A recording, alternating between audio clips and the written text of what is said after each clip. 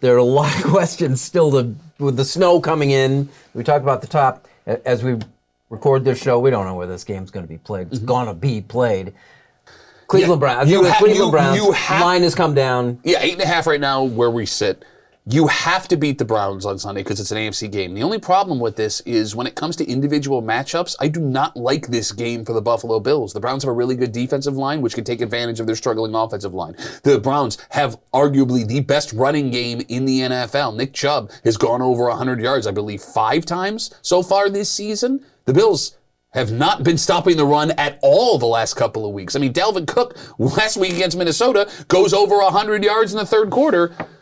81 of those on one carry. Okay, but still, it counts. It counts. 81. Think about that. 81 on one carry. Look, I mean, I don't love the matchup for the Browns this week. Although for the Browns or the Bills? Or against the Browns. I don't like the matchup for the Bills. Although maybe your back against the wall forces you now to do things that you wouldn't have done 2 weeks ago had you had Cleveland coming to town. And here's the other thing too, you have another game quickly right after that. So if you want to get right, hopefully this week of preparation puts them in a position where they can beat Cleveland, which they should, and beat Detroit. Remember, that's 3 or 4 days later where you got to play them on Thanksgiving. So you can't just think about this game. You got to think about the next game as well, even though it's a short travel distance. What concerns me the most is what's going to happen after this last big loss again.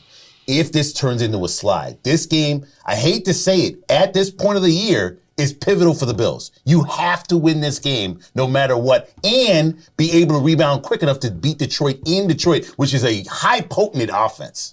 All right, I mean, look. Terrible defense, but high potent offense. Look. I mean, it would be nice to win the. If you want the top overall seed, right, in the AFC, this is a good game to win against Cleveland. It's not a must-win. It is a must-win. Yeah, it's not a must-win. A must-win is the game that keeps you from making the playoffs. That's the must-win. Well, if when you're in the playoffs, you ain't making the playoffs. You're kidding me right now. Listen. The Giants beat a couple of bad teams, and all of a sudden he's walking around with his chest out. You're not going to make the playoffs. Thanks for Brian Dable, by the way. I appreciate it.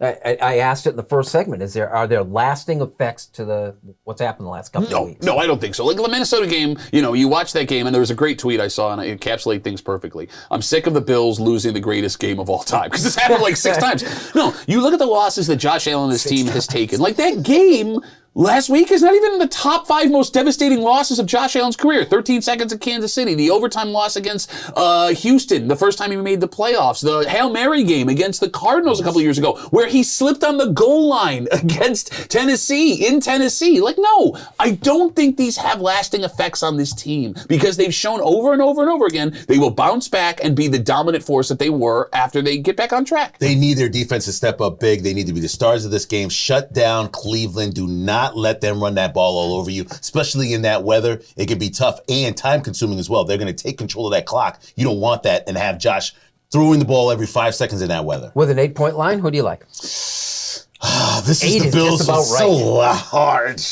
I think it'll be a close game again, but I still believe the Bills will only win by 5. The Bills have not covered the last 3 weeks. Starting with Green Bay, they have not covered the last 3 weeks. Until they can do it again, I can't have them cover. They win, but not by 8.